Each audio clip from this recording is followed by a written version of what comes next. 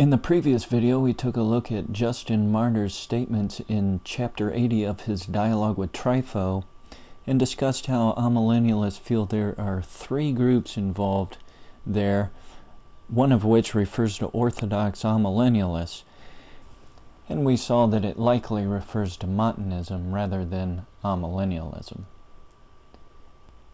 And the issue of the omission of a word not came up in the end of that video, and I quoted from Dr. Brooks in his book Elements of Prophetical Interpretation, page 54, and I want to quote that to you again so you can see the Greek is awkward without this word, and then we'll take a look at the translation with the word and see how it influences the text.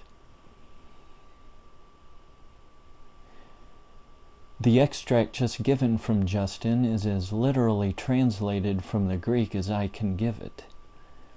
Two parenthetical sentences only being left out that in no way affect the argument.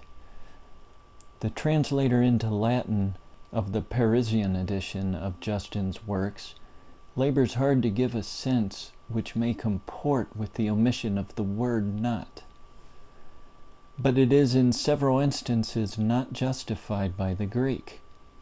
It is amusing also to observe how puzzled the translator is in his notes to account for obscurities which appear in his translation, and how astonished he is at the harshness of Irenaeus for going further than Justin apparently does in this matter and condemning those as heretics who were not millenarians, whereas they actually both do the same thing.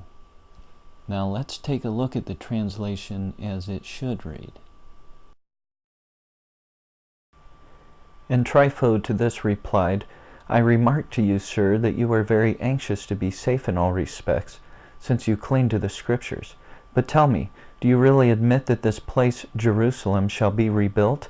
And do you expect your people to be gathered together and made joyful with Christ and the patriarchs and the prophets, both the men of our nation and other proselytes who joined them before your Christ came?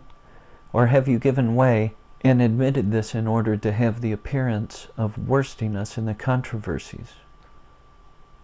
Then I answered, I am not such a wretch, Trypho, as to say one thing and mean another. I have before confessed to thee that I and many others are of this opinion, i.e., that Jerusalem shall be rebuilt, and the saints enjoy a happy life on earth with Christ, so that we hold it to be thoroughly proved that it will come to pass. But I have also signified unto thee, on the other hand, that many, even those of that race of Christians who follow not godly and pure doctrine, do not acknowledge it. For I have demonstrated to thee that these are indeed called Christians, but are atheists and impious heretics, because that in all things they teach what is blasphemous and ungodly and unsound. But that you may know that I do not say this before you alone, I shall draw up a statement, so far as I can, of all the arguments which have passed between us, in which I shall record myself as admitting the very same things which I admit to you.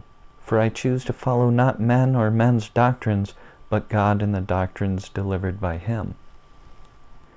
If, therefore, you have fallen in with certain who are called Christians, who confess not this truth, but dare to blaspheme the God of Abraham and Isaac and Jacob, in that they say there is no resurrection of the dead, but that immediately they die, their souls are received up into heaven, avoid them, and esteem them not Christians, even as one, if he would rightly consider it, would not admit that the Sadducees and so forth are Jews. Do not hear me impatiently when I tell you what I think, but are only called Jews and children of Abraham, worshipping God with the lips, as God himself declared, but the heart was far from him.